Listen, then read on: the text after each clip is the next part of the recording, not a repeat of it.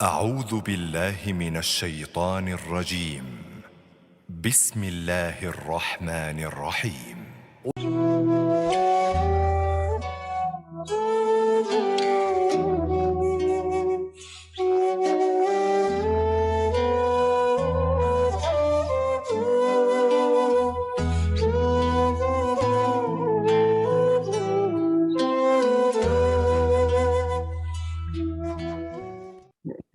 Bapak Ibu yang dirahmati Allah Subhanahu wa taala. Ini tema kita hari ini. Eh, mewaspadai fitnah dunia. Bahaya fitnah dunia dan bagaimana Allah Subhanahu wa taala beserta nabinya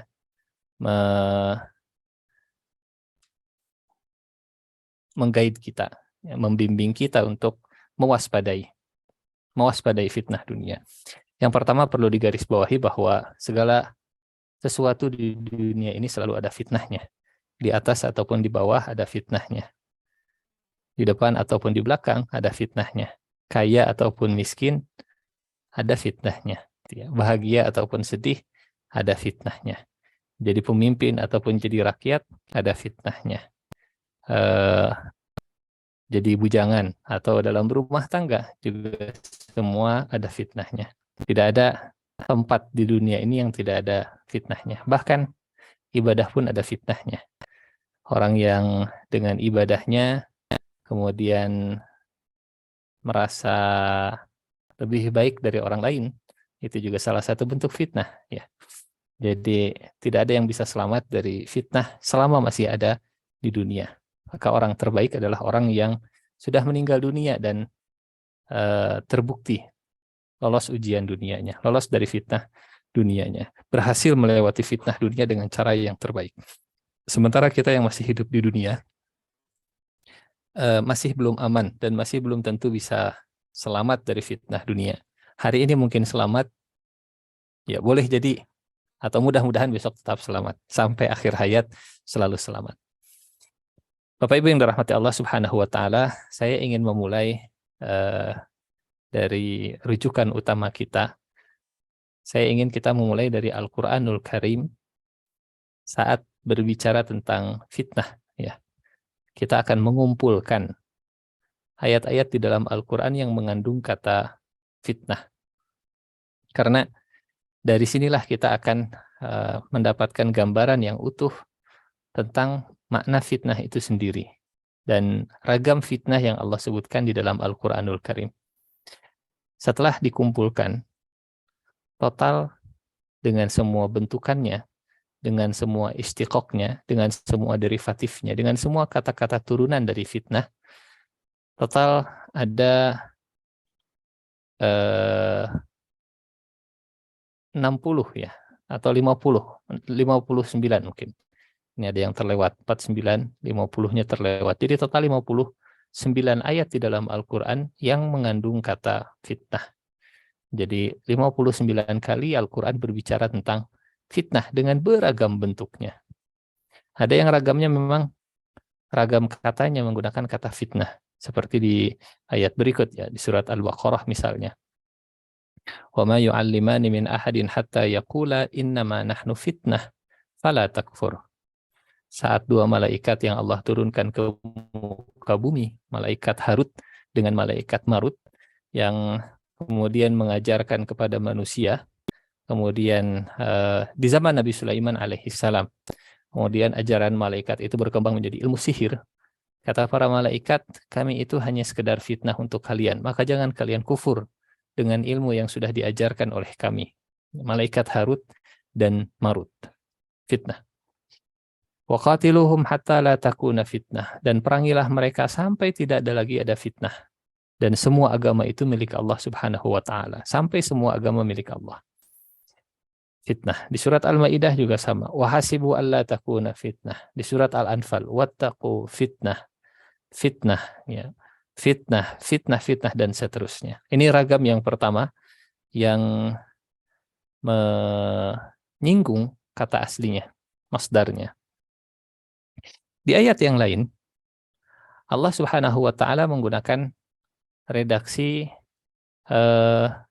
yang berbeda Misalnya, kalau tadi kata benda, kalau di ayat berikutnya sudah menggunakan kata kerja. Di surat An-Nisa ayat 101 misalnya. Falaisa alaikum junahun an taqsuru minas salati in khiftum an yaftinakum. Bentuk fiilnya, bentuk kata kerja dari fitnah adalah fatana yaftinu, yaftinakum. Maka tidak ada dosa bagi kalian untuk mengqasar salat, memotong salat, mengurangi jumlah rakaat yang 4 jadi 2. Tidak berdosa kalau kalian mengqasar salat jika kalian khawatir difitnah oleh orang-orang kafir. Nah, ini makna fitnahnya.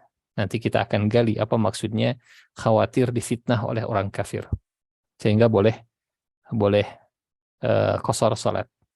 Apakah makna fitnah itu seperti makna fitnahnya orang Sunda gitu ya. Saya abdi menuju dipitnah gitu ya. Berarti kalau begitu, kalau orang kafir memfitnah kita, salat tidak boleh dikosor.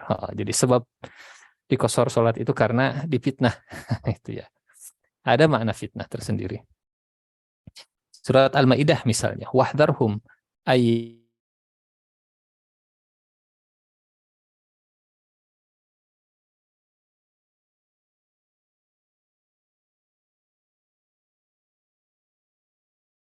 turunkan kepadamu.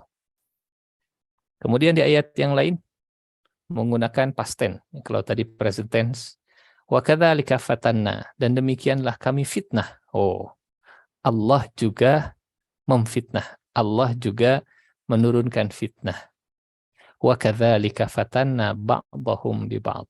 Dan demikianlah, kalau terjemahan secara bahasanya, kami fitnah sebagian mereka dengan sebagian yang lain. Tentu makna fitnah di sini tidak berarti fitnah yang umumnya difahami gitu ya, oleh sebagian orang, tuduhan palsu dan seterusnya. Surat Al-A'raf ayat 27. Ya bani Adam, wahai anak Adam, la yaftinannakumus syaitan. Janganlah kalian difitnah oleh syaitan. Menarik, Bapak Ibu. Di surat Al-An'am ayat 53, kami, kata Allah, memfitnah sebagian kalian dengan sebagian yang lain. Di surat Al-A'raf, kata Allah, jangan sampai syaitan memfitnah kalian. Nah, jadi syaitan jangan sampai memfitnah manusia. Tapi Allah sendiri di surat Al-An'am menjadi subjek yang kemudian memberikan fitnah kepada sebagian manusia. Sehingga dari sini kita nanti akan sampai ke pembahasan bahwa fitnah itu maknanya beragam. Dan apa ragam makna fitnah? Tentu kita harus kumpulkan dulu ayat-ayat tentang fitnah, kita sandingkan, kita dampingkan, kemudian baru kita klasifikasikan. Di ayat yang lain misalnya di ayat 36. Wa minhum may yaqulu dzalli wa la taftinni. Ragam yang pertama kata benda, masdar. Ragam yang kedua kata kerja fi'il mudhari atau present continuous. Ragam yang ketiga kata kerja atau fi'il madhi, kata kerja lampau. Ragam yang keempat, di dalam Al-Quran fitnah itu juga Allah menggunakan fi'il nahi, larangan. Wa minhum may yaqulu dzanli wa la taftinni. Dan di antara mereka ada orang-orang yang berkata, izinkan aku tidak ikut bersamamu dan jangan taftinni, jangan sodorkan aku ke dalam fitnah. Sungguh mereka sudah jatuh di dalam fitnah itu sendiri. Surat At-Taubah 49 ini Bapak Ibu, kalau melihat di tafsir tentang orang-orang yang minta izin ke Rasulullah tidak ikut berperang, tidak ikut berjuang, tidak ikut mengangkat senjata ketika Rasulullah mengajak untuk berjihad melawan orang Romawi saat itu. Kata mereka, ya Rasulullah, orang Romawi itu wanitanya cantik-cantik, ya. Perempuannya cantik-cantik. Dan saya khawatir kalau saya berjuang bersama Anda, nanti saya nggak bisa fokus, jadi gagal fokus gitu. Yang tadinya harus mengangkat senjata mengalahkan mereka, malah tertarik dengan wanitanya. Itu fitnah ya Rasulullah. Buat saya itu fitnah wanita yang besar. Izinkan saya supaya tidak ikut. Gitu. Jadi alasan tidak ikutnya nyar'i, itu ya. Tapi kata Allah, ala fil fitnati saqatu. Sungguh mereka sudah jatuh duluan di dalam fitnah, gitu ya. Beralasan supaya tidak terjatuh di dalam fitnah, mereka sebetulnya sudah jatuh duluan di dalam fitnah. At-Taubah ayat 49. Kemudian ragam yang lain di ayat ke misalnya wa ma hum bifatinin. Ya. Allah juga menggunakan redaksi subjek. Kalau tadi sudah berapa ragam? 1 kata bendanya, 2 kata kerja lampaunya, 3 kata kerja masa depannya, yang keempat larangannya, ya, jangan sampai terfitnah. Yang kelima di ayat ke-162 surat As-Saffat, ini bentuk kalimat subjek. Ma antum alaihi bifatinin. Jadi pelaku yang dalam bahasa Arab namanya isim fa'il, ya. Kata yang menunjukkan bahwa dia adalah sebagai subjeknya. Nah, fitnah itu kalau subjeknya disebut fatin, pakai F ya, bukan pakai P. Kalau pakai P mah enak, ikan patin. Ini mah fatin, ya. Ma antum alaihi bifatinin. Orang yang suka fitnah, orang yang suka menimbulkan fitnah disebutnya fatin. Kalau banyakan fatinin atau fatinun.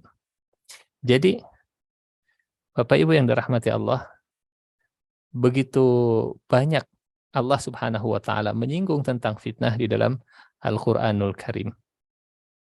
Dan semua ayat-ayat tentang fitnah ini punya ragam makna yang kalau kita kumpulkan, setidaknya ada beberapa makna dari fitnah-fitnah tersebut. Apa saja makna fitnah yang ada di dalam Al-Quran? Dan ini saya kira penting sebelum kita masuk ke tema utama kita, ya, karena judulnya bahaya fitnah dunia. Fitnah sendiri dari bahasa Arab, dunia sendiri juga dari bahasa Arab. Dari kata dana yadnu, udnu, artinya mendekat atau merendah. Jadi disebut dunia karena dia dekat, ada di sini. Disebut dunia karena dia ada di bawah. Kalau yang di atas dia langit, kalau yang di atas itu akhirat kita. Nah, Bapak Ibu yang dirahmati Allah, dari 59 mungkin ya, karena tadi ada penomoran yang kurang, 49 langsung loncat ke 51. Dari 59 ayat tentang fitnah, setelah dikumpulkan, setelah dilihat kandungannya, ada beberapa makna. Setidaknya ada 7 ya, 7 makna fitnah. Yang pertama, fitnah bermakna ujian atau cobaan. Walaupun ujian sendiri di dalam Al-Quran atau dalam bahasa Arab umumnya punya banyak kata. Misalnya ibtila, itu juga ujian, musibah gitu ya. Apa bedanya antara ibtila, musibah, fitnah, dan seterusnya? Kata-kata yang kalau diterjemahkan ke bahasa Indonesia ujian dan cobaan. Bapak Ibu, secara bahasa, fitnah itu artinya saat kita membakar raw material, membakar logam, membakar sesuatu, tujuannya untuk memastikan kualitasnya. Kalau sekarang apa istilahnya, kalau smelter ya, smelter. Jadi kalau sudah dibakar kemudian bertahan, ya hasil setelah pembakaran itu masih bertahan, itu berarti kualitasnya bagus. Nah, secara bahasa, fitnah itu adalah proses pembakaran untuk menghasilkan kualitas dari satu bahan mentah. Secara bahasa demikian. Maka di poin yang ketiga, ya makna fitnah itu pembakaran. Misalnya di surat Al-Buruj, yaumahum. Ya, di surat Az-Zariyat ini ya. Yaumahum. Hari hum, mereka alan nar, di atas api, yuftanun, dibakar. Yaumahum alan nari yuftanun. Ini ayat-ayat yang tadi kita kumpulkan ya dari 1 sampai 59 kita coba kategorikan dan kelompokkan. Secara bahasa fitnah itu artinya membakar. Membakar bahan mentah, membakar sesuatu untuk memisahkan yang berkualitas, untuk menunjukkan kualitas aslinya. Yaumahum 'alan nari yuftanun. Hari ketika mereka di dalam api neraka dibakar. Kemudian ini di surat Al-Buruj. Kisah Ashabul Ukhdud, ya. Kisah orang-orang yang beriman yang dibakar, dimasukkan ke dalam parit, paritnya sudah dibakar dengan api. Kemudian Allah menceritakan peristiwa tersebut. Innalladzina fatanul mu'minina wal mu'minat.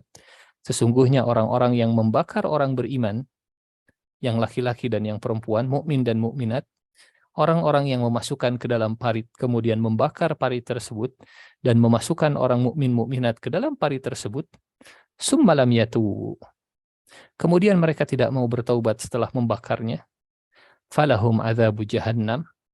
Maka bagi mereka yang membakar mukmin mukminat tersebut akan mendapatkan siksa jahannam, walahum adzabul hariq, dan bagi mereka azab yang membakar. Ya, balasannya setimpal dengan perbuatannya. Mereka membakar, di akhiratnya juga akan terbakar. Gitu. Ini makna secara bahasa fitnah. Membakar sesuatu. Nah, kita kembali ke poin yang pertama. Makna fitnah di dalam Al-Quran, kadang Allah menggunakan kata fitnah untuk memanasi sesuatu, ya, memanasi manusia, membakar manusia, supaya kelihatan aslinya. Sehingga diterjemahkan ke bahasa Indonesia, fitnah itu artinya adalah menguji dan mencoba, mengetes gitu. Ya, ini surat surat ke-29. Surat Al-Ankabut, ya. Saya ingin coba kita tampilkan. Bapak Ibu yang dirahmati Allah,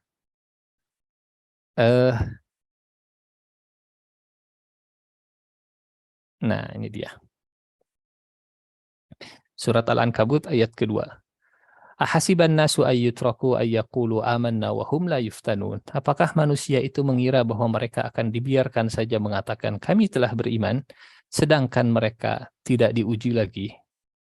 Kalau redaksi bahasa Arabnya, wa hum la yuftanun. Sedangkan mereka tidak difitnah lagi.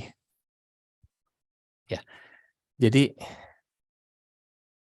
ngomong itu masih mentah gitu ya. Kalau kita bicara, kata-kata itu mentah, masih raw material, masih perlu dibakar, masih perlu diuji.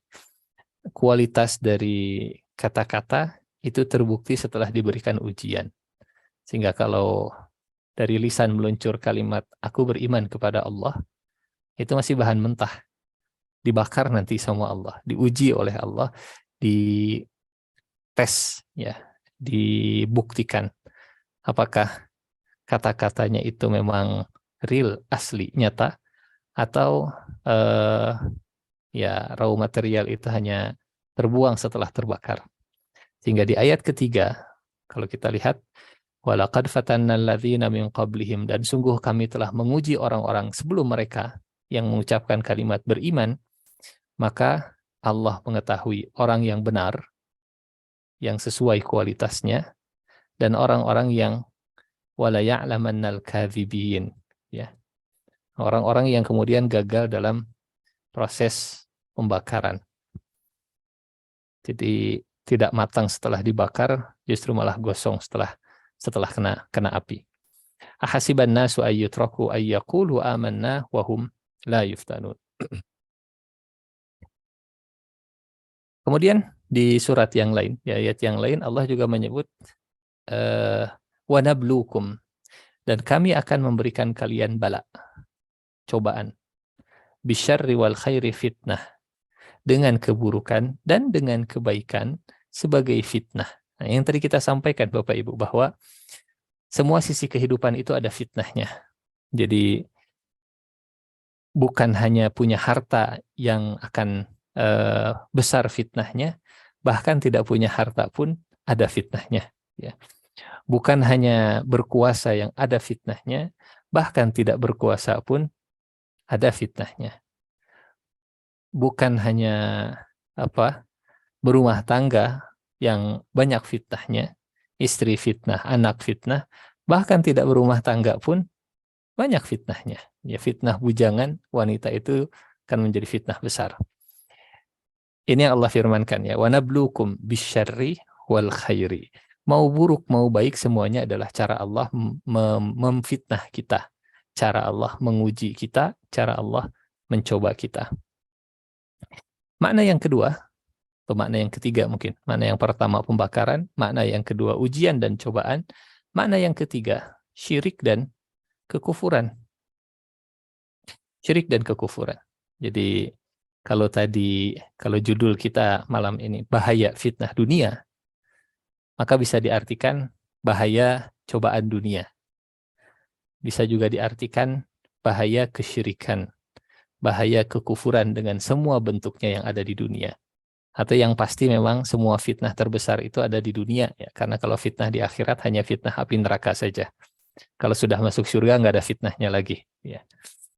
Waqatiluhum, kata Allah. Firman Allah, dan perangilah mereka. Kalau memang sudah menuntut untuk mengangkat senjata waktunya, perangilah mereka sampai tidak lagi ada fitnah. Sampai kekufuran itu berkurang. Sampai kesyirikan itu hilang. Ya, waqatiluhum hatta la takuna fitnah. Para ulama ketika menafsirkan ayat ini, fitnah yang dimaksud bukan fitnah ujian, karena kalau fitnah ujian nggak akan hilang-hilang. Walaupun sudah diperangi, walaupun sudah diberantas kesyirikan, masih ada lagi fitnah yang bermakna ujian dan cobaan. Tapi fitnah di ayat ini maknanya adalah kesyirikan dan kekufuran. Waqatiluhum hatta la takuna fitnah. Jadi semua bentuk perdukunan itu fitnah. Semua kalimat-kalimat dan pemikiran yang mengarah kepada kesyirikan itu fitnah. Semua isme-isme yang berbau kekufuran dan kesyirikan itu semuanya fitnah. Fitnah dunia, fitnah akidah, fitnah dunia. Yang berikutnya, makna fitnah yang keempat, perselisihan. Lau kharaju fikum, seandainya orang-orang munafik itu keluar bersama engkau dalam peperangan, kata Rasulullah, kata Allah, seandainya mereka orang munafik itu ada di tengah kalian dalam peperangan, ma zadukum illa khabala, mereka tidak menambah sesuatu kecuali hanya keriuhan. Khabal itu kekacauan. Wala awda'u khilalakum yabghunakumul fitnah. Dan orang munafik hanya akan menimbulkan perselisihan di antara kaum muslimin kalau mereka ikut bersama dengan kita. Lebih baik nggak usah ikut memang orang munafik daripada ngerecokin, ngeririwuh begitu. Nah, fitnah di sini bukan cobaan, fitnah di sini bukan bakar-bakaran, fitnah di sini bukan ujian, tapi fitnah di sini maknanya adalah perselisihan, keributan, gesekan, konflik gitu. Ya, orang munafik senangnya kalau ada di tengah kaum muslimin bikin ribut, ya, bikin konflik. Nggak senang kalau orang Islam itu damai, nggak senang kalau orang Islam itu harmonis, nggak senang kalau orang Islam itu bersatu, nggak senang kalau orang Islam itu kuat, nggak senang kalau orang Islam itu bersaudara, sehingga bikin ribut gitu. Dengan beragam alasan. Ya, alasannya bisa macam-macam. Ini kalau tenang, kalau damai bisa melenakan. Apa istilahnya kalau sekarang? Manajemen konflik gitu ya. Konflik yang termanage, sengaja dibuat konflik. Tapi kata Allah yang demikian itu justru berbahaya, ya. Justru perintahnya innamal mu'minuna ikhwah fa aslihu. Orang beriman itu bersaudara, damaikan, ya, jangan dibuat gesekan, jangan dibuat perselisihan. Lau kharaju fikum ma zadukum illa khabala wala awda'u khilalakum yabghunakumul fitnah. Yang kelima, fitnah juga bermakna pembunuhan. Jadi kalau kita maknai bahaya fitnah dunia, artinya bahaya banyaknya pembunuhan di dunia. Tentu pembunuhan yang tidak benar ya, karena ada beberapa pembunuhan yang memang dibenarkan. Ya, pembunuhan yang dibenarkan. Seperti apa pembunuhan yang dibenarkan? Ya, kalau pembunuhannya ke hewan, ada pembunuhan yang dibenarkan. Membunuh dengan disembelih, menyebut nama Allah untuk dimakan, bukan membunuh untuk bersenang-senang, dan seterusnya. Bahkan pembunuhan kepada manusia pun ada yang dibenarkan di dalam aturan Islam. Contohnya seperti mereka yang sudah membantai manusia atau membunuh orang dan membunuhnya memang disengaja dengan senjata tajam, begitu ya. Niatnya memang untuk membunuh, kemudian pihak keluarga korban tidak mau memaafkan dan juga tidak mau menerima diat, maka boleh pembunuh yang seperti ini kemudian dibunuh lagi. Sementara fitnah yang dimaksud di ayat ini, fitnah pembunuhan yang dimaksud di ayat ini bukan pembunuhan yang seperti tadi, bukan pembunuhan yang syar'i ya. Falaisa 'alaikum junahun an taqsuru minas shalah. Ini yang tadi kita singgung ya. Fitnah yang ditimbulkan oleh orang kafir sehingga membuat seseorang yang sedang dalam peperangan boleh mengqashar salatnya. Dan tidak berdosa bagi kalian untuk mengqashar salatnya, mengurangi jumlah rakaat salatnya jika khawatir terbunuh oleh orang-orang kafir. Nah, ini konteks fitnah di ayat ini adalah tentang peperangan atau tentang pembunuhan. Bukan perselisihan ya. Karena kalau sekedar berselisih, ya tidak ada dalilnya atau tidak menjadi landasan kuat untuk mengqashar salat, hanya sekedar berselisih. Yang berikutnya, Bapak Ibu, makna fitnah yang ke-6, fitnah itu ketika hak dan batil sudah campur aduk. Ya, tidak jelas. Yang halal jadi cadel gitu ya, tidak lagi halal tapi yang haram tidak jelas jadi halom. Karena kalau disebut haram terlalu kencang khawatir ada yang tersinggung, jadi halom gitu ya. Yang halal ya juga diburamkan, disamarkan, campur aduk antara hak dan batil. Nah, fitnah yang seperti ini juga fitnah, salah satu makna fitnah yang Allah sebutkan. Walladzina kafaru ba'duhum awliya'u ba'd. Dan orang-orang yang tidak beriman, orang kafir itu menjadi wali bagi sebagian yang lainnya. Illa taf'aluhu takun fitnatun fil ardi wa fasadun kabir. Kalau kalian tidak segera mencegahnya satu dengan yang lainnya, kemudian saling tolong-menolong membantu, maka yang terjadi adalah fitnah di muka bumi. Fitnah seperti apa yang dimaksud? Hak dan batil itu akan tercampur aduk. Tidak jelas sekat dan batas. Ini hak, ini batil. Akhirnya kadang ya tahu yang hak tapi tidak mau mengikuti yang hak. Tahu yang batil tapi tidak mau mengikuti yang batil. Karena sudah tercampur.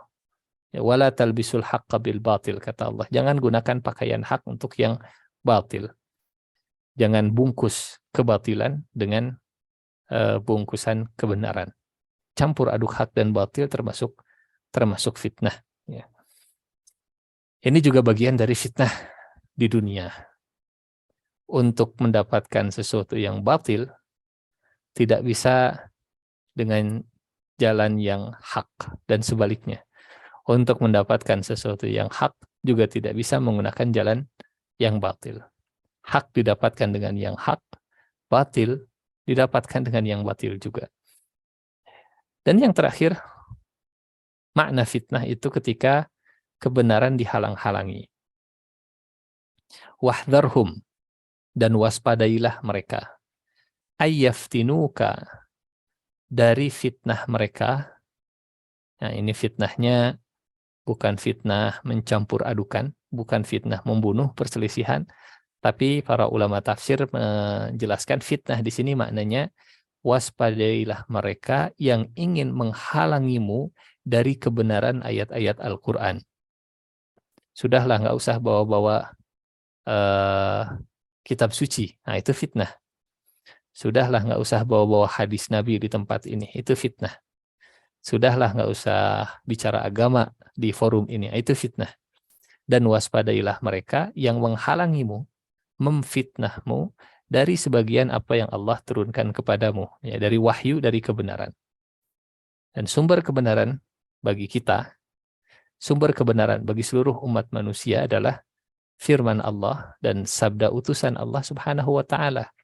Kalau ada orang yang tidak mau kita kembali ke sana, kita merujuk ke sana, kita menggunakan referensi itu semua, maka itu termasuk fitnah. Fitnah menghalang-halangi kebenaran. Bapak Ibu jamaah yang dirahmati Allah, inilah kurang lebih 7 makna fitnah yang bisa kita temukan dari 59 ayat di dalam Al-Quran yang menyinggung tentang fitnah. Ini maknanya.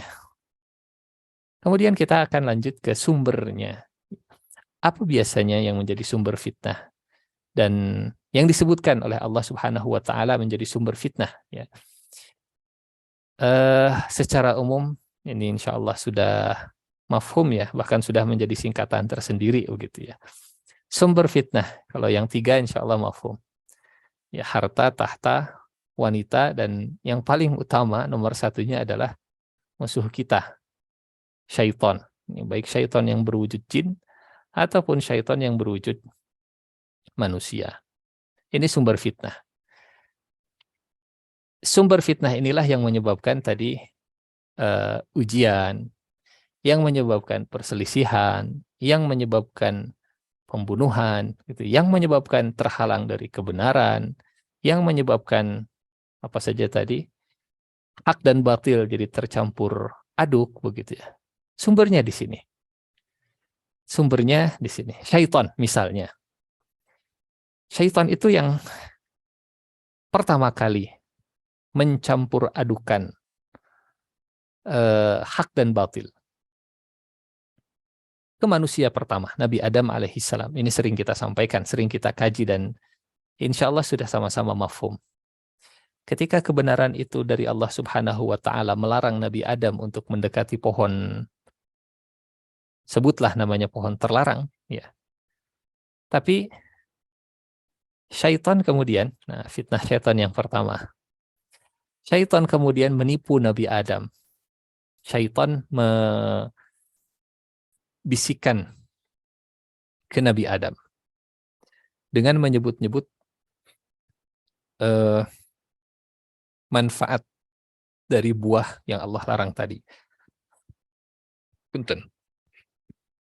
Kata syaitan di dalam surat Al-A'raf, kalau kita lihat surat Al-A'raf,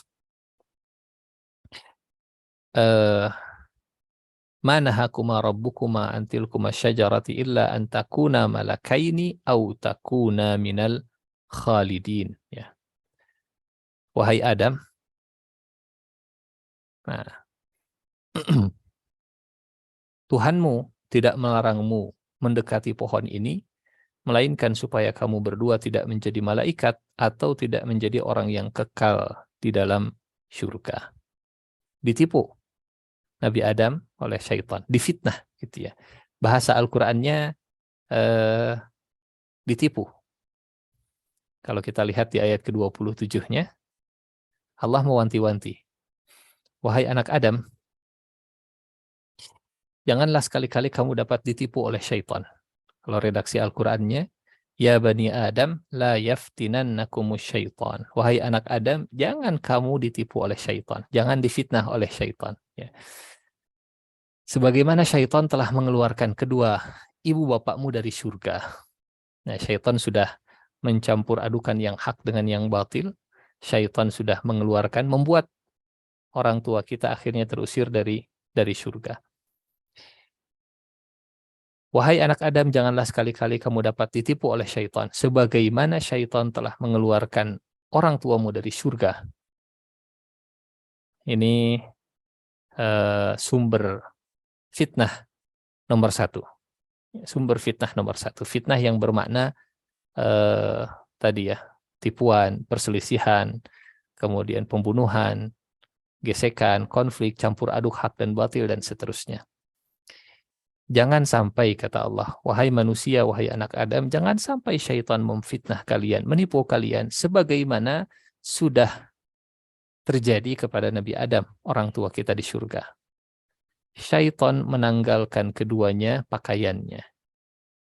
Apa arti ayat ini, Bapak Ibu? Saat fashion itu semakin membuka aurat manusia, orang yang beriman akan melihat syaitan sudah berhasil memfitnah manusia. Karena di antara bentuk fitnahnya syaitan, membuat manusia itu memperlihatkan auratnya. Ia menanggalkan dari keduanya pakaiannya untuk memperlihatkan kepada keduanya auratnya. Jadi ada fashion syar'i, ada fashion syaitani. Ya. Fashion syar'i itu mengajak manusia untuk menutup aurat. Fashion syaitani itu mengajak manusia untuk membuka aurat di depan orang yang tidak halal untuk melihat auratnya. Jadi membuka aurat, mengajak manusia membuka aurat di hadapan orang lain, itu termasuk bagian dari sumbernya adalah fitnah syaitan. Boleh jadi iblis yang dulu sudah istirahat gitu, karena sudah banyak yang pekerjaannya diwakili oleh manusia saat ini. Mudah-mudahan keluarga kita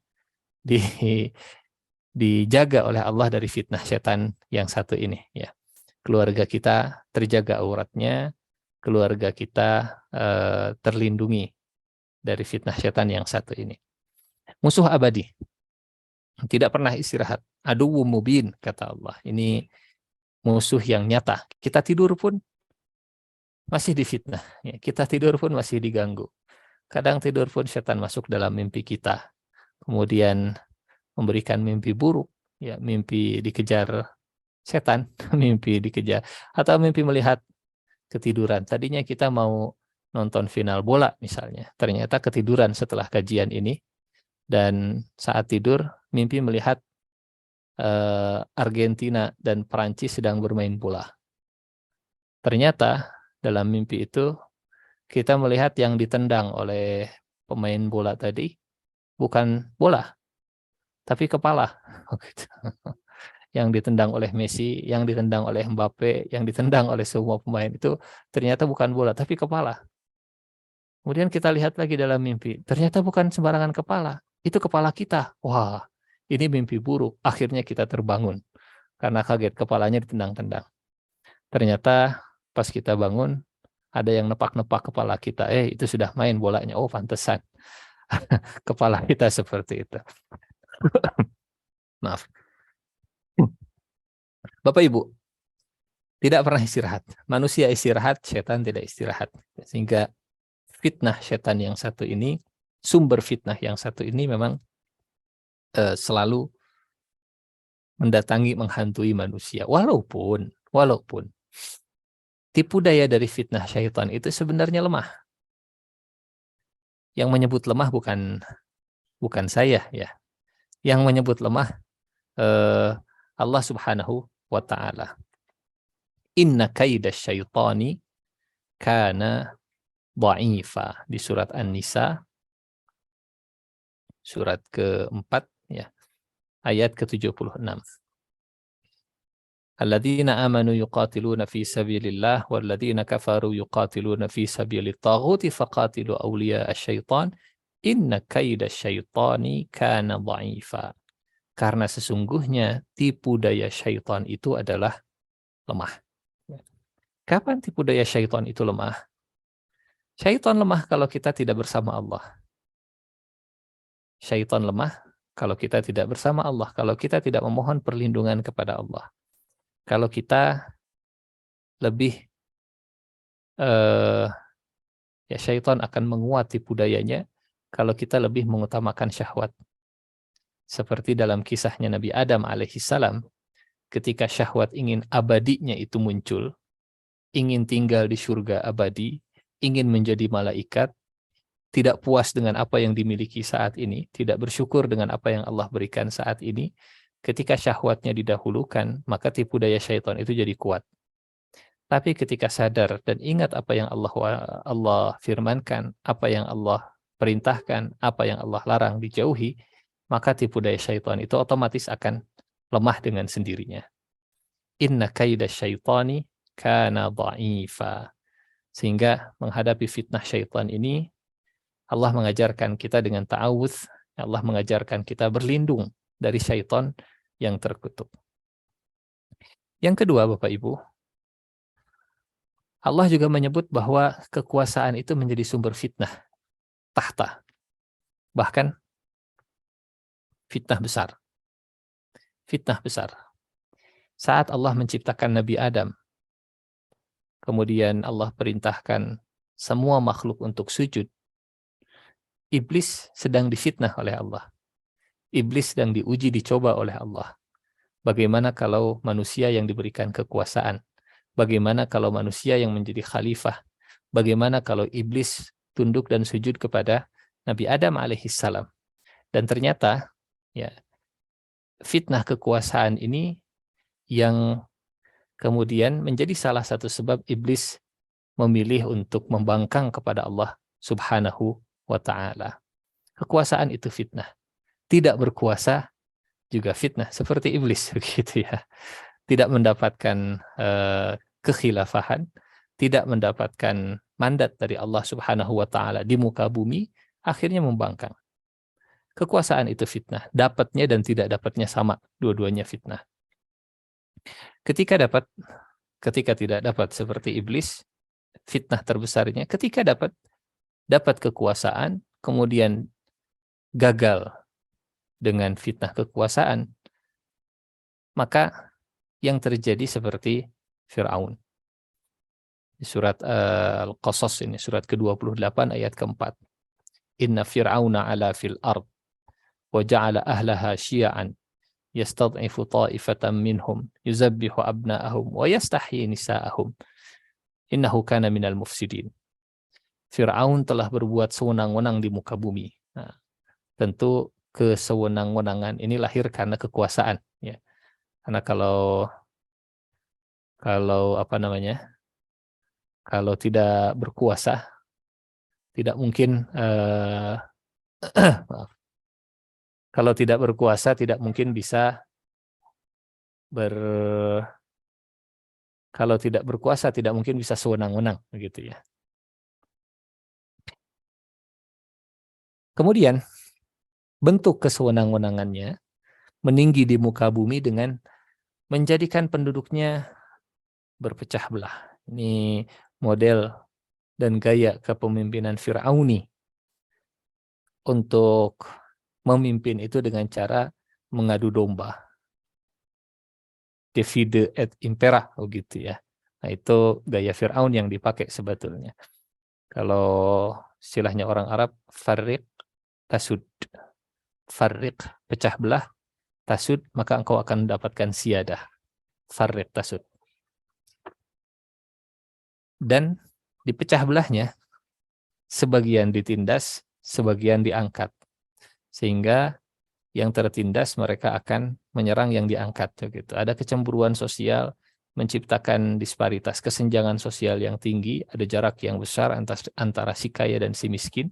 Yang satu diberikan fasilitas, yang lain tidak. Akhirnya ribut di antara sesama, dan Fir'aun kemudian bisa dengan program-programnya membangun sping, membangun piramida, karena rakyatnya sibuk, sudah diadu domba. Dan membiarkan hidup anak-anak perempuan mereka.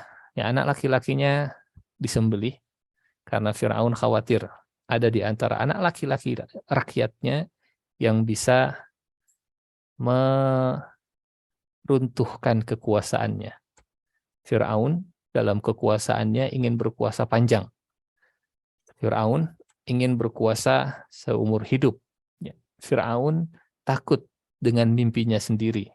Ada bayi yang akan menghancurkan kekuasaannya. Nah, ketakutan kekuasaannya itu hilang, membuat Fir'aun juga kehilangan akal. Membuat Fir'aun kehilangan nuraninya. Hingga anak kecil disembelih. Semua potensi yang bisa merusak kelanggengan kekuasaannya itu dihancurkan meskipun itu anak kecil. Disembelih kalau perlu, dan anak perempuannya dibiarkan hidup-hidup. Artinya kalau anak perempuan dibiarkan hidup, maka yang muncul adalah permasalahan moralitas. Ya, masalah moralitas, perzinahan merebak di mana-mana, gitu, dan seterusnya. Fir'aun, kata Allah, benar-benar merusak. Ini fitnah kekuasaan. Dalam hadis riwayat Tirmizi, Rasulullah membuat perumpamaan, "Madhi'bani ja'i'ani ursila fi ghanamin bi afsada lahuma liddin minal mal wasyaraf lidinihi." Kata Rasulullah, orang yang haus kekuasaan akan jauh lebih merusak agama dibandingkan dengan serigala merusak kawanan domba. Dua serigala yang sedang lapar, kata Rasulullah, kalau dilepas kemudian mengincar kawanan domba, itu tidak lebih buruk dibandingkan dengan tomaknya, rakusnya seseorang terhadap harta, terhadap kekuasaan untuk merusak agamanya. Jadi perumpamaan yang mengerikan, ya, perumpamaan yang buruk ini. Haus kekuasaan itu seperti serigala. Manusia berbulu serigala. Kata Bishr bin Harith, tidak bertakwa orang yang senang dengan popularitas. Bukan termasuk orang yang bertakwa kepada Allah kalau cita-citanya ingin terkenal, semata hanya untuk terkenal. Terkenal hanya untuk terkenal. Jadi terkenal bukan untuk mengajak orang kepada kebaikan, terkenal hanya ingin untuk terkenal saja. Tidak ada, nih kata Fudail bin Iyad, luar biasa, Masya Allah. Kata Fudail bin Iyad, kalau fitnah kekuasaan itu sudah menjalar, akibatnya akan mudah dengki, mudah iri, mudah hasad, mencari-cari aib orang lain, dan tidak suka kalau mendengarkan kelebihan orang lain. Ini tanda-tanda sudah termakan oleh fitnah kekuasaan, sudah kena virus fitnah kekuasaan. Senang cari-cari aib, nggak suka mendengar kelebihan orang lain, dan gampang dengki. Bapak Ibu, memang mudah untuk kita menyampaikan, indah bagi kita untuk mendengarkan, tapi untuk bisa mengamalkan, mengaplikasikan, dan menjaga diri kita dari ini semua, ini tentu butuh jihad dan perjuangan. Ya. Mendengarkan kelebihan orang, ada orang yang menyebut-nyebut kelebihan orang lain di telinga kita, di depan kita, menjaga supaya hati ini ikut senang dengan kelebihan orang bukan sesuatu yang mudah. Tentu ada filter yang Allah tawarkan. Ada penawarnya nanti. Di akhir insya Allah. Penawar menghadapi fitnah-fitnah dunia. Yang ketiga, fitnah harta. Dalam surat At-Taghabun, surat ke-64, ya, Allah menegaskan, "Innama amwalukum wa auladukum fitnah." Sungguhnya hartamu dan anak-anakmu. Ini kalau bahasa kita sekarang mungkin gini, hartamu dan anak-anakmu. Harta itu perusahaan kita, anak-anak itu generasi penerus kita. Harta dan anak.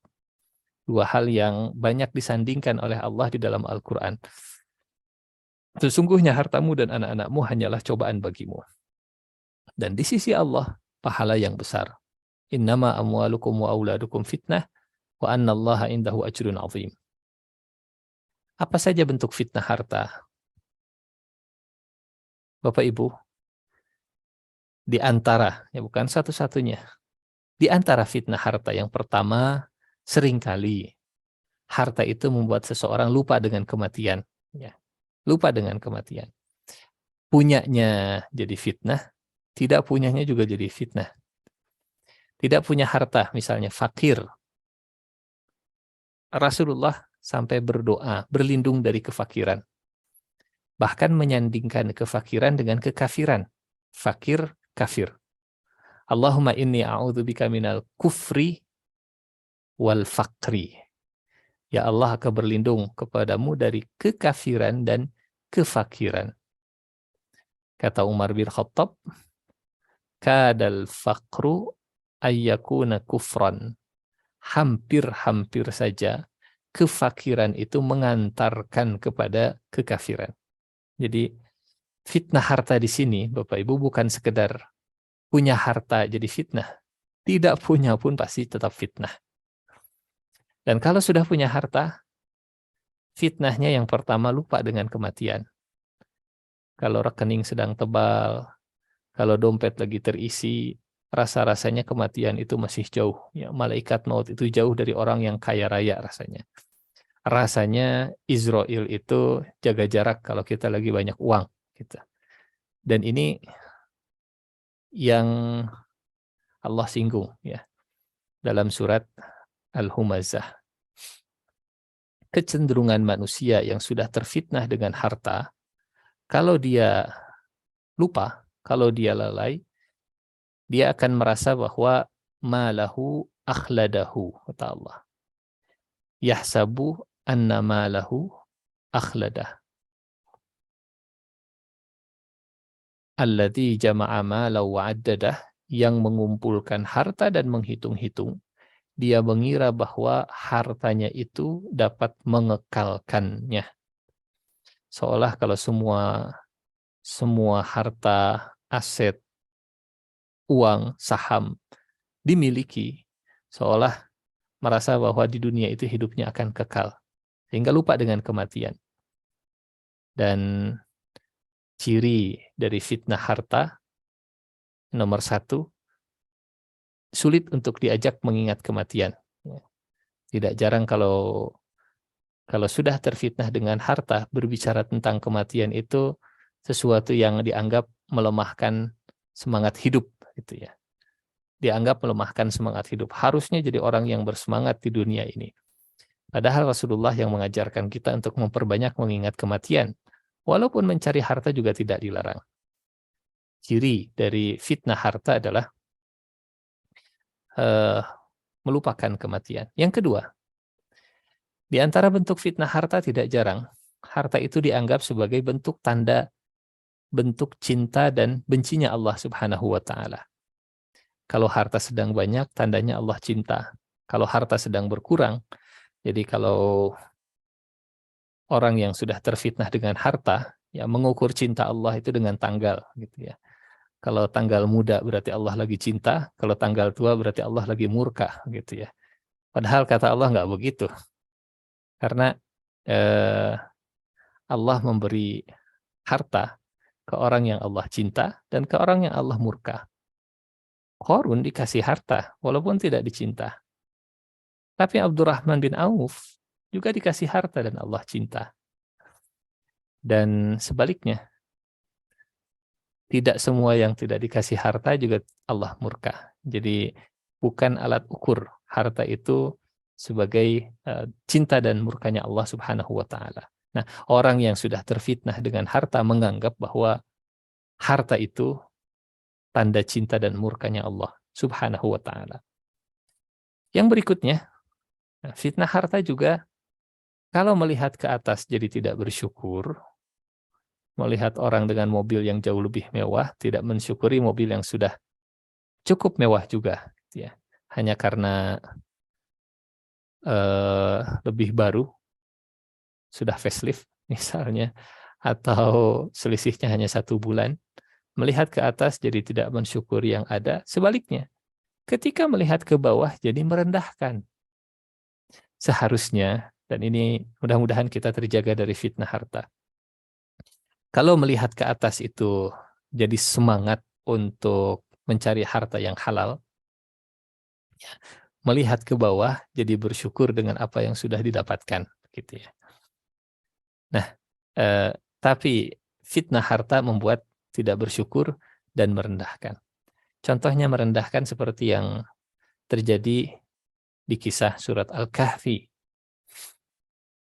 Di surat Al-Kahfi saat Allah berkisah tentang 2 orang yang sedang berdialog, ya, 2 orang teman. Kata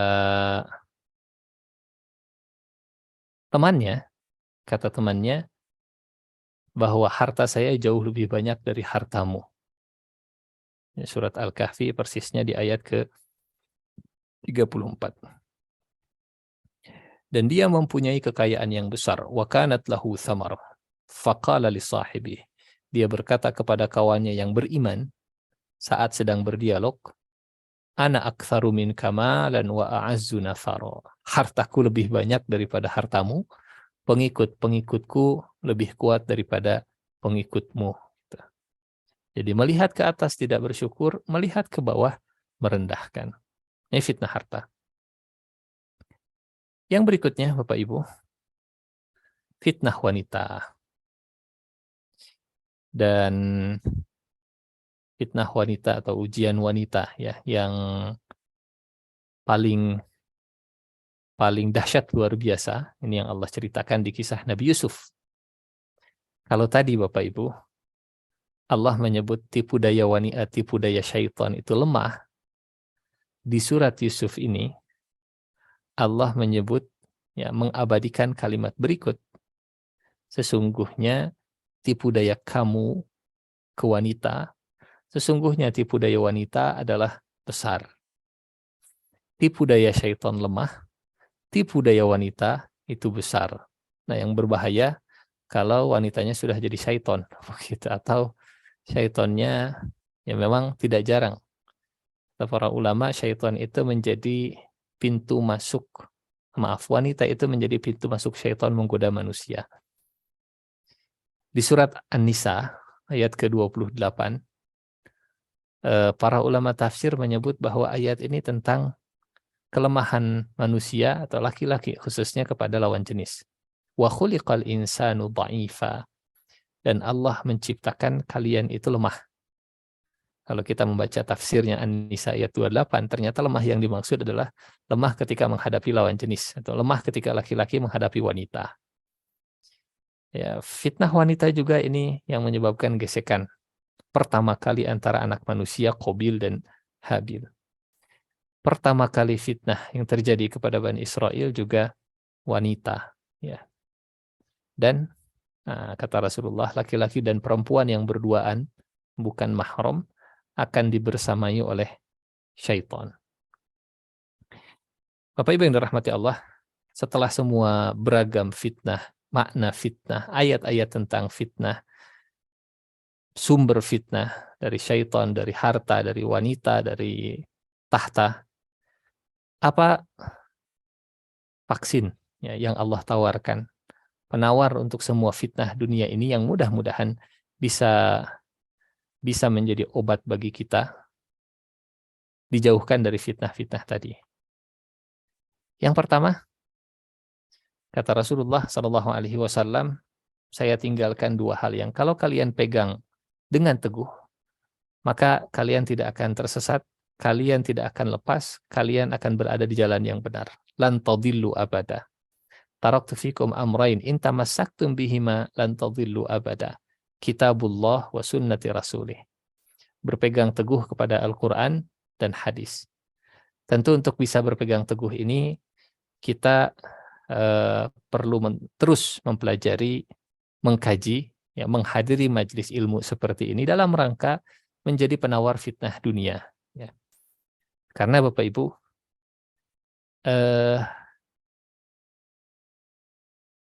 yang bisa menandingi fitnah harta atau fitnah dunia secara umum adalah ilmu. Di kisah Qarun, ya, saat Qarun itu flexing, saat Qarun itu pamer, kemudian orang-orang ngiler ingin memiliki seperti Qarun, ingin punya harta sebanyak Qarun, mereka berandai-andai ingin kaya seperti Qarun, di ayat 79, maka keluarlah Qarun kepada kaumnya dalam kemegahannya. Flexing, pamer, mungkin ya. Kalau sekarang bisa ngevlog, memperlihatkan mobil-mobil mewahnya, perkakas mewahnya. Qarun keluar kepada kaumnya dalam kemegahannya. Berkatalah orang yang menghendaki kehidupan dunia. Nah, ini followernya yang nonton vlognya Qarun. Ya laitalana misla ma utiya Qarun innahu lazu hazzin azim. Berkatalah orang-orang yang memang terfitnah dengan dunia, menghendaki kehidupan dunia. Moga kiranya kita mempunyai seperti apa yang telah diberikan kepada Qarun. Beruntung banget ya, Qarun luar biasa. Hebat Qarun itu. Wah, mantap Qarun. Dan seterusnya gitu ya. Sedang live streaming gitu ya. Kemudian banyak komentar di situ. Beruntung ya Qarun, ya selamat ya Qarun. Andai kita seperti Qarun, innahu lazu hazzin azim. Banyak yang kemudian terfitnah dengan dunia, terfitnah dengan harta. Apa filternya? Di ayat ke-80, orang-orang yang punya penawar dari fitnah harta, fitnah dunia dari Qarun tadi, berkatalah orang-orang yang dianugerahi ilmu. Nah, ilmu itulah yang menjadi penawar fitnah harta, fitnah dunia.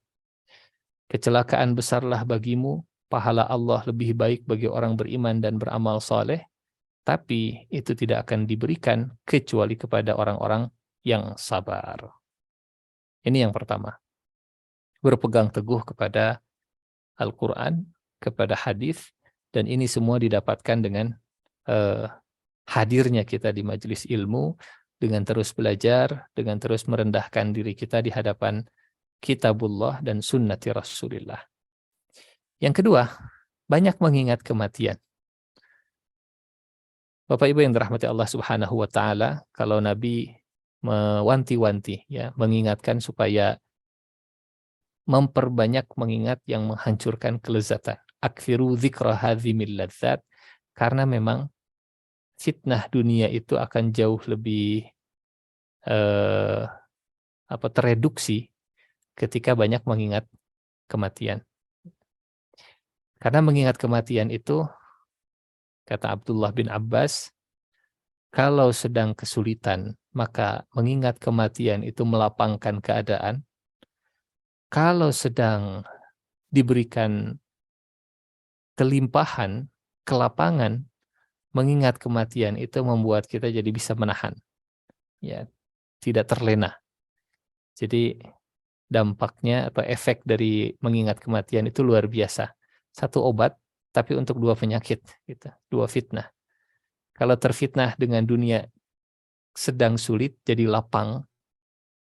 Kalau sedang lapang, itu jadi sempit, gitu ya. Dunia terasa sempit karena kita ingat mati. Dunia terasa lapang saat kita ingat mati. Faidah mengingat kematian, penawar fitnah dunia. Yang ketiga, bersikap zuhud. Dan zuhud bukan berarti kita meninggalkan dunia. Karena bukan panduan Al-Quran, bukan panduan hadis untuk meninggalkan dunia. Panduan Al-Quran dan panduan hadis adalah bersikap zuhud. Zuhud itu dunia di tangan, Allah dan Rasulnya di hati. Harta di tangan, tapi tidak masuk ke dalam hati. Kekuasaan ada di tangan, tapi tidak masuk ke dalam hati. Dan seterusnya. Zuhud itu yang di tangan tidak mengubah yang di hati. Kalau Imam Ahmad bin Hambal, beliau pernah ditanya, apakah orang yang punya uang 1000 dinar bisa disebut zuhud? 1.000.000 dinar bisa disebut zuhud. Kalau 1 dinar itu 3 juta, berarti 1.000.000 dinar itu, dulu belum ada istilah sejuta dalam bahasa Arab. Jadi kalau menyebut 1 juta, 1.000.000. 1.000 dinar kali 3 juta berarti 3.000 triliun. Apakah orang yang punya uang cash 3.000 triliun bisa disebut zuhud? Kata Imam Ahmad bin Hambal, bisa. Kata yang bertanya, kok bisa? Banyak uangnya, tapi zuhud. Kata Ahmad bin Hambal, kalau bertambahnya tidak mengubah hati, dan berkurangnya juga tidak mengubah rasa, maka itulah zuhud yang sesungguhnya. Karena uangnya di tangan, bukan di hati. Mau nambah, mau berkurang, hatinya tetap sama. Ini yang ketiga, bersikap zuhud. Yang keempat, menjaga keharmonisan rumah tangga. Bapak Ibu, tidak jarang di dalam Al-Quran Allah menyebut keluarga itu jadi fitnah. Ya, keluarga itu musuh. Waspadailah, kata Allah, karena di antara anak dan pasangan kalian ada yang akan menjadi musuh. Ya'lamu annama amwalukum wa auladukum aduwwal lakum fahdharuhum, waspadailah mereka. Gitu. Kapan menjadi musuh? Kalau tidak harmonis, kalau tidak romantis, kalau tidak sefrekuensi, kalau tidak sevisi dalam kebenaran. Akan menjaga keharmonisan rumah tangga, bermesra-mesra. Ini juga menjadi salah satu penawar fitnah dunia. Ya, ketika dunia itu penuh dengan fitnah, maka rumah kita menjadi surga. Baiti jannati, ini mudah-mudahan bisa menjadi penawar fitnah dunia. Yang berikutnya, meneladani jejak orang saleh. Jejaknya para nabi, jejak para sahabat, jejak para tabi'in, ya, jejak para tabi'ut tabi'in, jejak para ulama, jejak para kiai, teladan para asatidz, orang-orang yang sudah meninggal dunia dan selamat dari fitnah dunia. Kalau orang yang masih hidup belum bisa dipastikan selamat dari fitnah dunia. Para ulama menyarankan kalau ingin mencari keteladanan, teladanilah orang yang sudah selamat dari fitnah dunia. Yang terakhir, penawar fitnah dunia adalah doa. Dan di antara doa yang diajarkan oleh Rasulullah ke para sahabat, kata para sahabat, Nabi itu mengajarkan kami kalimat-kalimat berikut sebagaimana kami diajarkan menulis.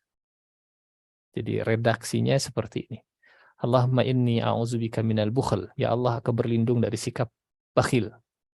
Wa a'udzubika minal jubn. Dan aku berlindung dari sifat pengecut. Wa a'udzubika min an nuradda ila ardalil umur. Dan kami berlindung kepadamu dikembalikan ke umur yang paling hina. Wa a'udzubika min fitnatid dunya wa azabil qabr. Dan aku berlindung dari fitnah dunia dan azab kubur. Setiap sholat juga insya Allah selalu kita baca ya. Allahumma inni a'udzubika min adzabil qabri wa min adzabi jahannam wa min fitnatil mahya wal mamat wa min syarri fitnatil masihid dajjal. Fitnatil mahya wal mamat itu fitnah dunia, fitnah hidup dan kematian. Wallahu a'lam bishawab. Bapak Ibu, ini mungkin yang bisa disampaikan ya. Mudah-mudahan jadi ilmu yang bermanfaat, jadi amal soleh untuk kita semua, dan mudah-mudahan Allah menjaga kita dari fitnah-fitnah dunia. Saya kembalikan ke moderatornya. Assalamualaikum warahmatullahi wabarakatuh. Waalaikumsalam warahmatullahi wabarakatuh. Hatur nuhun Ustaz atas materinya, sangat inspirasi sekali untuk kita. Bahaya fitnah dunia. Tadi disampaikan oleh Ustaz dari referensi yang ada di dalam Al-Quran, itu ada 59 ayat telah Allah sampaikan definisi fitnah. Dan dari beberapa definisi Allah rangkum, dari beberapa definisi fitnah itu ternyata kesimpulannya bahwa di dunia ini banyak ranjau saja. Banyak ranjau yang bahaya. Nah, dan tadi telah disampaikan di ujungnya bahwa solusinya adalah disampaikan oleh Ustadz dari beberapa ranjau yang telah Allah sampaikan tentang fitnah ini adalah yang pertama, kita harus berpegang teguh kepada Al-Quran dan hadis. Kita harus banyak mengingat kematian, bersikap zuhud, menjaga keharmonisan dalam rumah tangga, meneladani jejak orang soleh, dan tidak lupa kita istiqomah berdoa. Mohon izin Ustaz, sebelum mempersilahkan kepada yang lain bertanya, saya dulu barangkali untuk bertanya Ustaz. Di dalam surat Al-Qasas ayat 77 Ustaz, Allah telah memerintahkan juga kepada kita bahwa untuk kita mengejar akhirat, tetapi dilanjutkan, jangan lupakan bagianmu di dunia Ustaz. Mohon penjelasan Ustaz terkait dengan korelasinya dengan banyak ranjau yang tadi. Kenapa Allah perintahkan juga kita agar tidak melupakan bagian kita di dunia? Baik, Gitu, Ustaz. ya. Kita lihat ayatnya. Bismillahirrahmanirrahim. Bapak Ibu yang dirahmati Allah Subhanahu wa taala. Jadi ayat tadi, ya, ayat jangan lupakan bagianmu di dunia itu masih ada dalam kisah Qarun, ya. Konteksnya adalah kisah Qarun. Saat Qarun dinasihati supaya tidak melupakan akhirat, supaya menggunakan semua kekayaan yang Allah berikan untuk mencari kampung akhirat. Dan carilah, ini nasihat masih kepada Qarun, Kalau nasihat pertama, jangan kamu terlalu bangga dengan harta. Nah, ini sikap zuhud yang tidak dimiliki oleh Qarun gitu ya. Karena hartanya mengubah perasaannya. Bertambah hartanya mengubah sikapnya, mengubah mentalnya, mengubah perilakunya. Janganlah kamu terlalu bangga karena Allah tidak menyukai orang-orang yang terlalu membanggakan diri. Dan carilah, ini jadi sambungan dari nasihat sebelumnya gitu ya. Dan carilah wahai Qarun kampung akhirat, kebahagiaan negeri akhirat dengan apa yang telah Allah anugerahkan kepadamu. Jadi bukan tidak boleh seperti Qarun hartanya, yang penting harta yang banyak itu dipakai untuk mencari kampung akhirat dan tidak mengubah perasaan. Jadi kalau kita balik dengan bahasa yang lain begini, nomor satu, berinteraksi dengan harta itu jangan sampai mengubah hati dan perasaan kita. Ini yang pertama. Yang kedua, berinteraksi dengan harta itu tujuannya untuk mencari akhirat kita. Bahkan dalam rukun Islam yang 5 akan sempurna kalau kita punya harta, 5-5-nya. Karena zakat dan haji itu bagi orang yang mampu secara finansial salah satunya. Kalau zakat secara finansial pastinya. Baru yang ketiga, dan janganlah kamu melupakan bagianmu dari kenikmatan dunia. 1 hatinya, 2 akhiratnya, baru 3 dunianya gitu. Pas susunan skala prioritasnya demikian. Bukan tidak boleh mengejar dunia, bukan tidak boleh mencari harta, tapi skala prioritasnya tadi, hatinya jangan sampai berubah karena harta, akhiratnya tetap dikejar dengan harta, dan jangan lupakan bagian kita dari dunia. Wallahu a'lam bishawab. Kemudian punten, ayat ini juga jadi dalil bahwa bukan ajaran Allah untuk meninggalkan dunia. Ya. Jadi dunia dan akhirat itu memang kita mengejar akhirat dengan jembatan dunia. Yang namanya jembatan pasti diinjak gitu ya, dilewatin gitu ya. Bukan kita mengangkat jembatan untuk dibawa ke akhirat, tapi kita menginjak dunia sebagai jembatan menuju ke surga Allah Subhanahu wa taala. Meninggalkan dunia sama sekali, tidak bekerja, itu bukan termasuk perintah Al-Qur'an. Tidak ingin punya harta, itu bukan perintah Al-Qur'an. Tidak ingin berumah tangga, itu bukan perintah Al-Qur'an. Tidak ingin punya mobil supaya ini dan itu ternyata bukan perintah Al-Qur'an gitu. Tapi tadi ya, 1 hati, 2 akhirat, kemudian jangan lupakan urusan dunianya. Wallahu a'lam bishawab. Baik, syukran jazakallah, masya Allah. Alhamdulillahirabbil alamin. Baik, selanjutnya izin membacakan beberapa pertanyaan. Ini selalu sampai jam 10, Ustaz. Kan lanjut nonton bareng. Baik, ini yang pertama saya izin membaca dari Ibu Yuniarti nih ya. Beliau menuliskan baru Ustaz ceramah 5 menit udah ada pertanyaan sepertinya. Masya Allah. Assalamualaikum, izin bertanya, fitnah di dunia lebih bahaya apalagi ibadah kita kurang baik yang kita kerjakan. Fitnah Dajjal di dalam Al-Quran ada kalimat itu apa maksudnya? Sampai sekarang belum paham. Kalau kita selalu mengqashar sholat karena sakit, apa? Oh, ini pertanyaannya banyak, tidak ada komanya. Ini pertanyaan adalah yang pertama, maksud dari fitnah Dajjal dalam Al-Quran apa maksudnya? Dan yang berikutnya, kita selalu mengqashar sholat karena sakit, apakah boleh dilakukan terus-menerus? Ya, tentang Dajjal dan fitnahnya memang tidak disebut secara spesifik di dalam Al-Quran. Ya. Kata Dajjal sendiri tidak akan kita temukan di dalam Al-Quran. Ada di dalam hadis, tapi Dajjal tidak disebutkan katanya di dalam Al-Quran. Tapi bukan berarti fitnah Dajjal itu tidak ada. Fitnah Dajjal itu ada. Nah, fitnah Dajjal termasuk salah satu fitnah di dunia. Bahkan Rasulullah menyebutnya fitnah besar. Ya. Fitnah besar. Dan fitnah Dajjal juga beragam. Rasulullah menceritakan ragam fitnah Dajjal. Dari mulai fitnah akidah yang dibawa. Fitnah akidah karena Dajjal mengaku jadi Tuhan.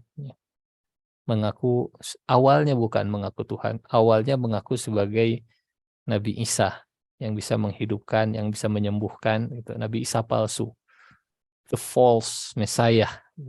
Sehingga kemudian dalam doa kita diajarkan wa a'udzubika min syarri fitnatil masih ad-dajjal. Al-Masih ad-Dajjal, the false Messiah. Al-Masih ad-Dajjal. Jadi mengaku sebagai Al-Masih sampai puncaknya mengaku sebagai Tuhan. Yang pertama fitnah yang dibawa oleh Dajjal adalah fitnah akidah. Yang kedua, Dajjal juga membawa atau jadi sumber fitnah harta. Karena saat Dajjal diturunkan di muka bumi, Allah menahan langit menurunkan hujan selama 3 tahun. 3 tahun sebelum kedatangan Dajjal, langit itu menahan 1/3 hujannya. 2 tahun sebelum kedatangan Dajjal, langit menahan 2/3 hujannya. Setahun sebelum kedatangan Dajjal, itu nggak ada hujan sama sekali di seluruh dunia.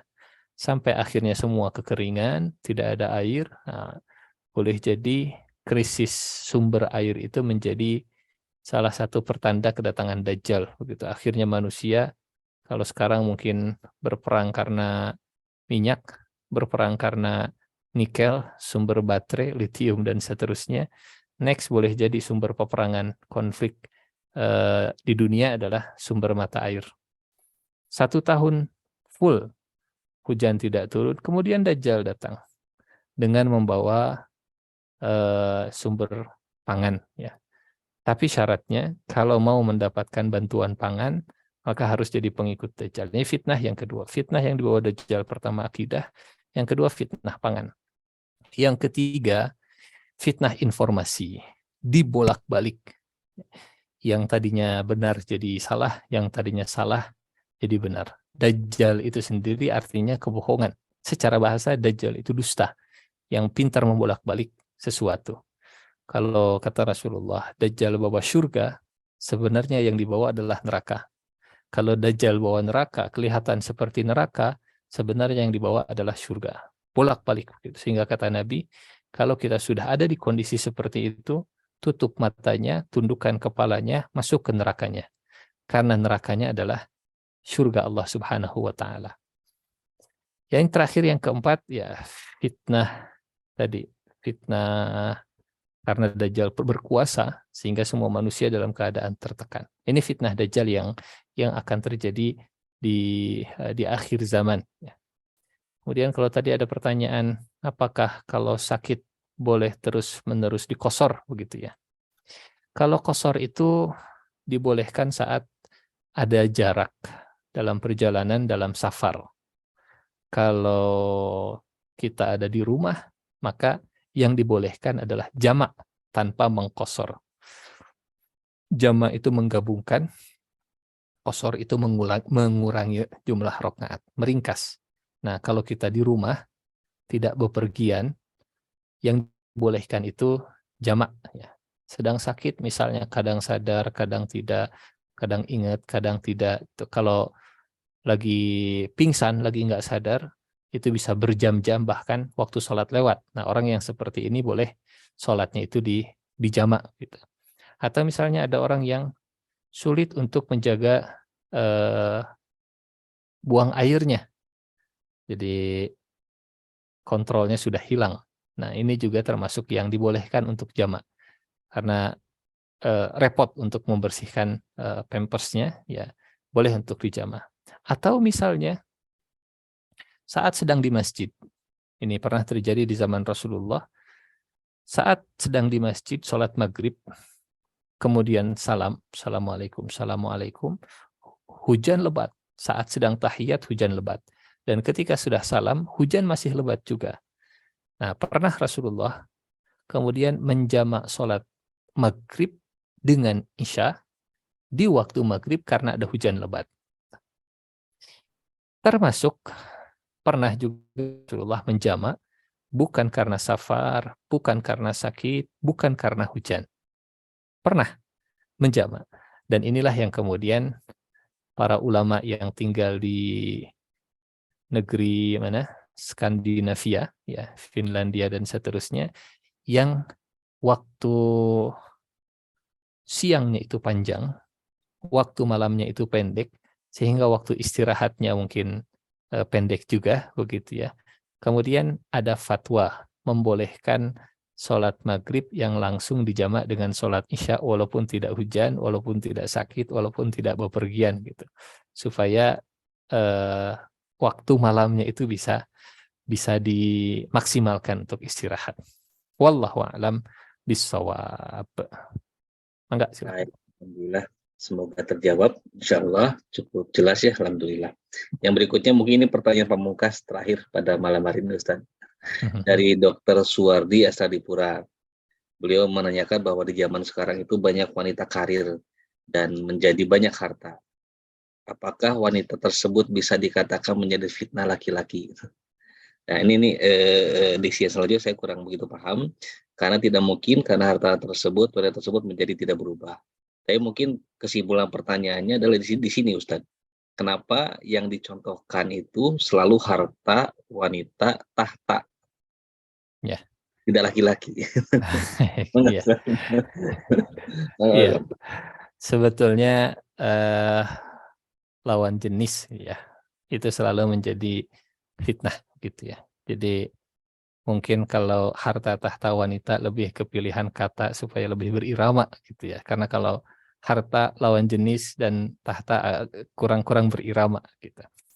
Jadi wanita itu fitnahnya laki-laki dan laki-laki fitnahnya juga wanita. Walaupun nanti nomor 1, nomor 2, nomor 3-nya beda-beda.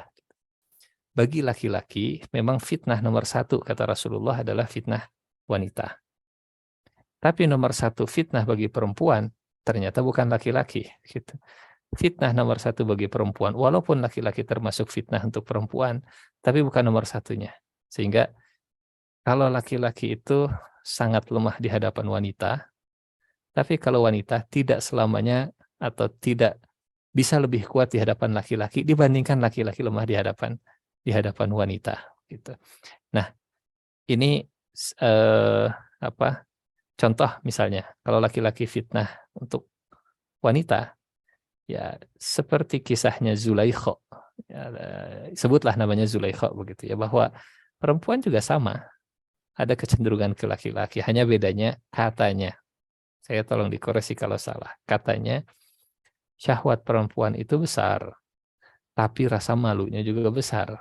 Sehingga besarnya syahwat ini terbentengi oleh rasa malunya. Sebaliknya kalau laki-laki, syahwatnya besar, tapi terbuka ke era. Gitu. Rasa malunya lebih kecil daripada perempuan. Sehingga kelihatan ya begitulah. Gitu. Kalau perempuan rasa malunya yang tinggi gitu ya, hayanya besar.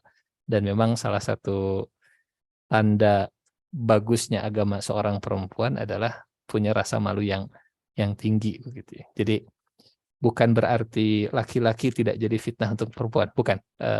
Laki-laki juga fitnah untuk perempuan, tapi skalanya tidak seperti laki-laki ke perempuan. Boleh jadi. Banyak juga para ulama yang mengatakan bahwa fitnah terbesar bagi perempuan nomor 1 adalah harta. Ya, nomor 1 adalah harta. Kemudian berikutnya lawan jenis, berikutnya ini, berikutnya itu. Sehingga di surga ya, di surga itu hadiah untuk laki-laki selain istana juga bidadari begitu ya. Karena itu yang diinginkan ketika di dunia. Wallahu a'lam bishawab. Wallahu a'lam bishawab. Baik, terima kasih Ustaz atas kajian malam hari ini. Lalu beberapa pertanyaan sudah dijawab. Jazakallah. Tapi Ustaz ternyata pada masa-masa sekarang tidak hanya laki-laki terhadap wanita menjadi fitnah. Kadang laki-laki dengan laki-laki juga ya. Itu sudah fitnah akhir zaman itu ya, fitnah Nabi Lut. Baik Ustaz, alhamdulillah terima kasih sekolah atas waktu dan tausiahnya, ilmu yang sangat sirati pada malam hari ini. Sebelum ditutup, Ustadz mohon izin untuk dipimpin doa untuk kita semua pada malam hari ini, monggo Ustadz. Ini doa untuk kemenangan Argentina atau Prancis ini? Pengennya Maroko semuanya tuh Ustadz. Maroko. Baik, Bapak Ibu yang dirahmati Allah Subhanahu wa taala, mari kita sama-sama rendahkan diri di hadapan Allah Subhanahu wa taala. Mudah-mudahan majelis ilmu kita malam hari ini jadi amal soleh yang jadi wasilah kita dalam doa agar diijabah Allah Subhanahu wa taala. A'udzubillahi minasyaitonir rajim. Bismillahirrahmanirrahim. Hamdan na'imin, hamdan syakirin, hamdan yuwafi ni'amahu wa yukafi'u mazidah. Ya Rabbana lakal hamdu kama yanbaghi li jalali wajhikal karim wa 'azimi sultanik. Allahumma shalli ala sayyidina Muhammad wa ala alihi wa sahbihi ajma'in. Allahumma ighfir lana wa liwalidina warhamhuma kama rabbayana shighara. Rabbana hab lana min azwajina wa dhurriyyatina qurrata a'yun waj'alna lil muttaqina imama. Rabbana taqabbal minna innaka antas samiul alim wa tub 'alaina innaka antat tawwabur rahim. Rabbana atina fid dunya hasanah wa fil akhirati hasanah wa qina adzaban nar. Wa sallallahu ala sayyidina Muhammadin wa ala alihi wa sahbihi wa sallim. Walhamdulillahi rabbil alamin. Terima kasih Ustadz atas doanya yang telah dipanjatkan untuk kita semua. Insya Allah akan mendengar dan ijabah doa kita semua. Amin. Juga semoga Allah berikan rezeki kepada kita, pemahaman dalam ilmu yang barusan malam ini kita tangkap, dan Allah mudahkan kita untuk mengamalkannya. Baik, sekali lagi terima kasih pada Ustadz dan para jemaah sekalian atas kehadirannya. Semoga menjadi wasilah keberkahan dan juga diampuni dosa kita semua Allah Subhanahu wa taala.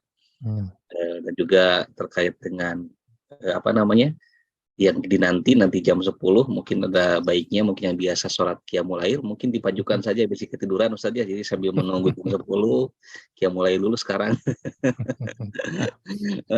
baik, mangga kita tutup kegiatan kita dengan membaca doa kifaratul majelis bersama-sama.